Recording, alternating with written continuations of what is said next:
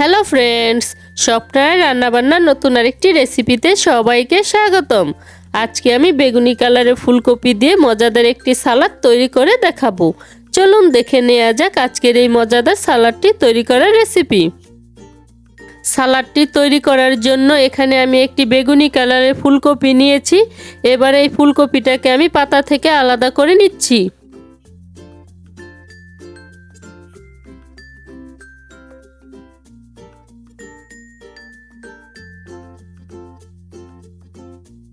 পাতা থেকে ফুলটাকে আমি আলাদা করে নিয়েছি। এবার এগুলোকে আমি ছোট ছোট টুকরো করে কেটে নিচ্ছি। এখানে আমার যতটুকু কপির দরকার ঠিক ততটুকুই নিয়ে নিচ্ছি।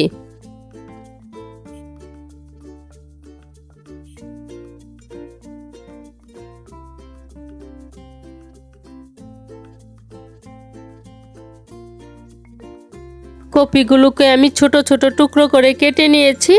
এখন এগুলোকে আমি ভালো করে ধুয়ে নিচ্ছি। কপিগুলোকে ভাপিয়ে নেওয়ার জন্য আমি একটি মোমো মেকার বসিয়ে দিয়েছি। এবার এর মধ্যে পরিমাণ মতো জল দিয়ে মোমো মেকারে ছিদ্রযুক্ত চালনটা দিয়ে দিচ্ছি। এখন জলটা গরম হওয়ার জন্য অপেক্ষা করব। জলটা গরম হয়ে গিয়েছে। এবার এর মধ্যে কেটে রাখা কপিটা দিয়ে এটাকে আমি ঢাকনা দিয়ে ঢেকে 5 মিনিটের জন্য ভাপিয়ে নিব। সালাদটা তৈরি করার জন্য এখানে কপিটাকে ভাপিয়ে নিতে হবে। যদি জলের মধ্যে দিয়ে কপিগুলোকে সিদ্ধ করে নেওয়া হয় তাহলে কপির কালারটা একদম নষ্ট হয়ে যাবে এবং সালাদটা খেতেও ভালো লাগবে না। 5 মিনিট ভাপিয়ে নেওয়ার পর এবার কপিগুলোকে নামিয়ে আমি ঠান্ডা করে নিচ্ছি। এবার সালাদটা তৈরি করার জন্য বাটিতে নিয়ে নিচ্ছি ভাপিয়ে নেওয়া কপি, ভাপিয়ে নেওয়া 1 কাপ সুইটকর্ন, কিউব করে কেটে রাখা 1 কাপ শসা, কিউব করে কেটে রাখা 3 কালারের 1 কাপ ক্যাপসিকাম,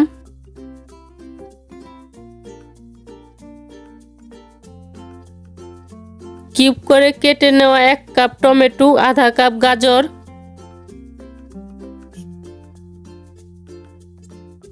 2টা কাঁচামরিচ কুচি, পরিমাণ মতো ধনেপাতা কুচি, আধা চা চামচ বিট লবণ, আধা চা চামচ সাদা গোলমরিচের গুঁড়ো, আধা কাপ টক দই, 3 টেবিল চামচ মেয়োনিজ,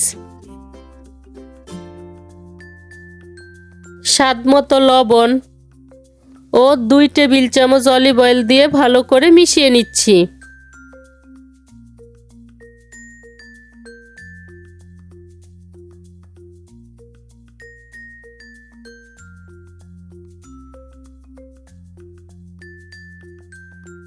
ব্যাস তৈরি হয়ে গিয়েছে বেগুনি কালারের ফুলকপি দিয়ে মজাদার সালাদ।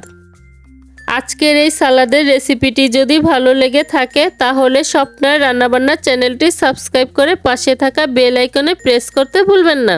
এতে করে আমি যে নতুন নতুন ভিডিও আপলোড করব সবার আগে নোটিফিকেশন আপনি পেয়ে যাবেন। আজকের মতো এখানেই বিদায় নিচ্ছি। দেখা হচ্ছে পরবর্তী নতুন কোনো রেসিপিতে।